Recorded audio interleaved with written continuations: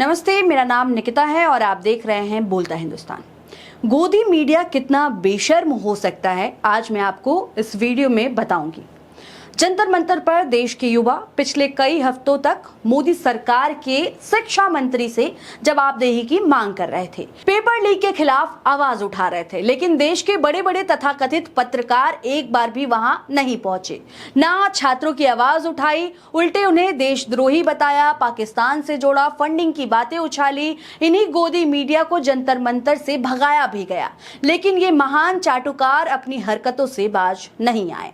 अब झारखंड में छात्र सरकार के खिलाफ प्रदर्शन कर रहे हैं।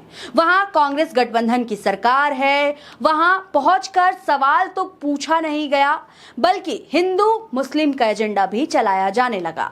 एक वीडियो सोशल मीडिया पर इस समय काफी ज्यादा वायरल है।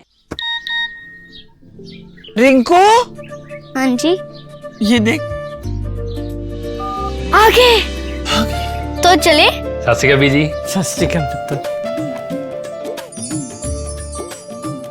अब साफ दिखाई दे रहा है बीजी।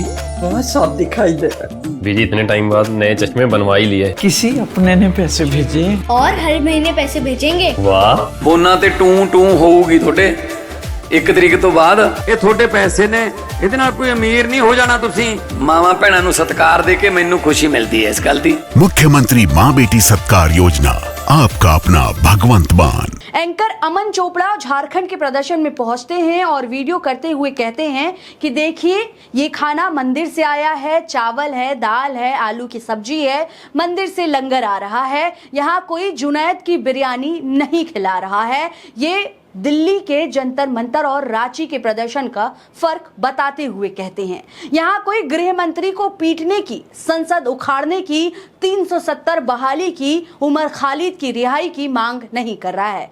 ये शुद्ध छात्रों का आंदोलन है। झारखंड मुक्ति मोर्चा ने अपने सोशल मीडिया पोस्ट पर साफ लिखा, दलाल एंकर्स धर्म के नाम पर बांटने पहुंच गए हैं। इन दलालों को एक बार भी जंतर मंतर पर नहीं देखा गया। स्टूडियो से 20 किलोमीटर दूर जंतर मंतर नहीं गए, लेकिन भाजपा के बुलाने पर 2000 किलोमीटर दूर छात्रों को भड़काने चले आए और यहां आते ही हिंदू मुस्लिम प्रसाद बिरयानी मंदिर मस्जिद करने लगे। इसी के साथ एक और वीडियो इस समय सोशल मीडिया पर वायरल है, जिसमें एंकर साहब छात्रों के बीच जाके सवाल करते हैं, कोशिश करते हैं बात करने की, लेकिन वहां भी गोदी मीडिया के नारे लगने लगते हैं। यह दोहरे चरित्र की पराकाष्ठा है। जब केंद्र में भाजपा की सरकार है और छात्र पेपर लीक के खिलाफ जंतर मंतर पर डटे थे, तब ये एंकर कहां थे? ये दोहरे चरित्र की पराकाष्ठा है। जब केंद्र में भाजपा की सरकार है और छात्र पेपर लीक के खिलाफ जंतर मंतर पर डटे थे, तब ये एंकर कहां थे? तब छात्रों को देशद्रोही बताने वाले, एजेंडा लगाने वाले, फंडिंग के आरोप लगाने वाले कहां गायब हो गए थे? तब कोई मंदिर से लंगर और बिरयानी का फर्क नहीं बता रहा था, तब कोई शुद्ध छात्र आंदोलन की तारीफ नहीं कर रहा था, उल्टे आंदोलन को बदनाम करने की कोशिश जोरों पर थी।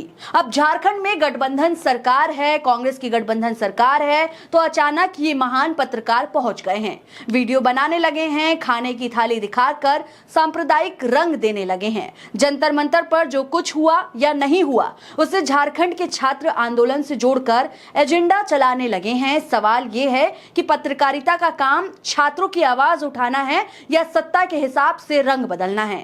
जब सत्ता अपने खेमे में हो तो चुप्पी या हमला, जब विपक्ष की सरकार हो तो अचानक छात्रों की आवाज बन जाना, यह पत्रकारिता नहीं दलाली है।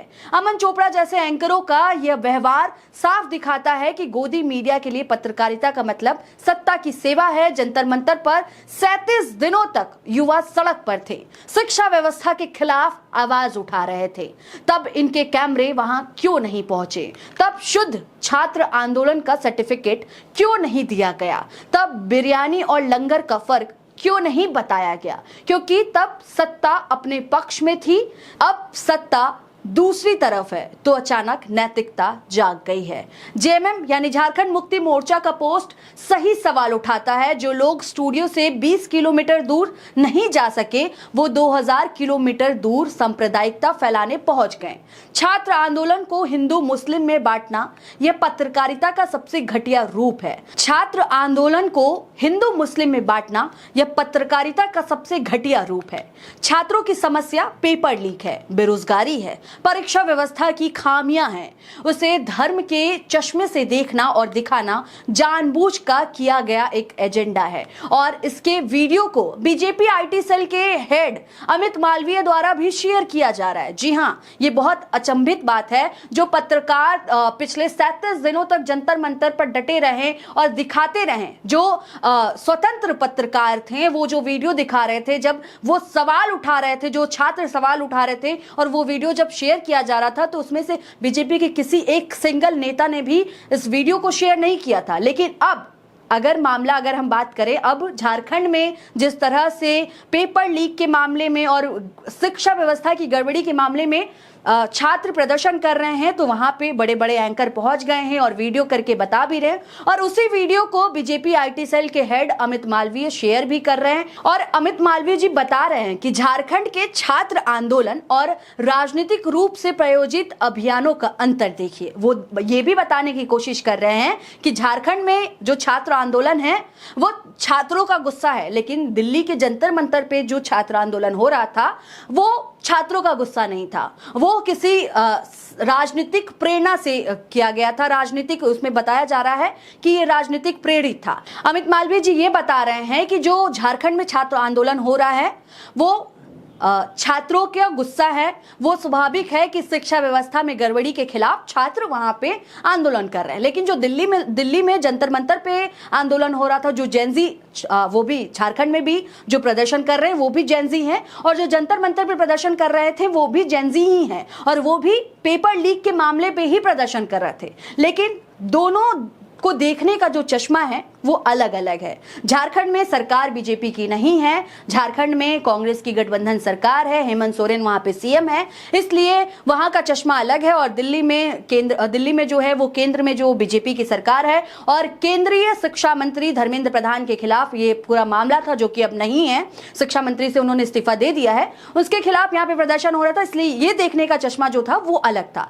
लेकिन अब सवाल यहाँ पे ये है कि महान पत्रकार दिल्ली के प्रदर्शन पर नहीं जाते, लेकिन झारखंड के प्रदर्शन में जाते हैं और वहां बिरयानी और प्रसाद करते हैं, और इनके वीडियो बीजेपी के लोगों के द्वारा शेयर भी किए जाते हैं। क्रोनोलॉजी समझने की कोशिश कीजिए। यहाँ पे आप गोदी मीडिया पर यह तीखा सवाल है कि आप जंतर मंतर क्यों नहीं पहुंचे, छात्रों की आवाज क्यों नहीं उठाई गई, उन्हें देशद्रोही क्यों बताया गया, और अब झारखंड में पहुंचकर बिरयानी और प्रसाद क्यों कर रहे हैं? क्या पत्रकारिता का काम सिर्फ उस सरकार को घेरना है जो आपके खेमे की नहीं है? क्या छात्रों का दर्द सिर्फ तभी दिखता है जब सत्ता विपक्ष की हो? यह दोहरा मापदंड लोकतंत्र और पत्रकारिता दोनों के लिए खतरा है। छात्र चाहते हैं दिल्ली में हो या रांची में, उनकी समस्या एक जैसी है, पेपर लीक और जवाबदेही। लेकिन गोदी मीडिया के लिए समस्या तभी समस्या बनती है जब उससे सत्ता को नुकसान पहुंचे, बाकी समय या तो चुप्पी या फिर बदनामी का अभियान। अमन चोपड़ा का वीडियो और जेएमएम का जवाब इस पूरी कहानी को साफ कर देता है। जो जंतर मंतर पर नहीं पहुंचे वे अब गैर भाजपा शासित राज्य में पहुंचकर धर्म का एजेंडा चला रहे हैं। यह पत्रकारिता नहीं, सत्ता की चाकरी है। अगर आपको सच में छात्रों की आवाज उठानी है तो बिना रंग भेद के उठाएं, बिना बिरयानी और प्रसाद के उठाएं, बिना ये करे उठाएं कि वहां पे छात्र किस तरह से शांतिपूर्ण बैठे हैं और दिल्ली में किस तरह से छात्र हमला कर रहे थे। अगर आपको लगता है कि आप इस पूरे मामले में, अगर आपको लगता है कि यही है पत्रकारिता का असली नियम, तो आप अपनी राय हमें कमेंट्स में जरूर बताएं। और आप क्या सोचते हैं इस पूरे मामले में? जिस तरह से एंकर अमन चोपड़ा झारखंड पहुंचते हैं और वहां पे वीडियो करके बताते हैं कि दिल्ली के जंतर मंतर और झारखंड के जो प्रदर्शन हो रहा है, इन दोनों में फर्क वो समझाने की कोशिश करते हैं कि दिल्ली के जंतर मंतर पे जुनैद की बिरयानी बट रही थी और झारखंड में जो प्रदर्शन हो रहा है वहां पे मंदिर से लंगर आते हैं और प्रसाद बट रहे हैं। इन दोनों में फर्क बता रहे हैं। अब इस पे आप क्या सोचते हैं, आपको क्या लगता है? अपनी राय हमें कमेंट्स के जरिए जरूर बताएं। तब तक के लिए देखते रहें बोलता हिंदुस्तान। शुक्रिया।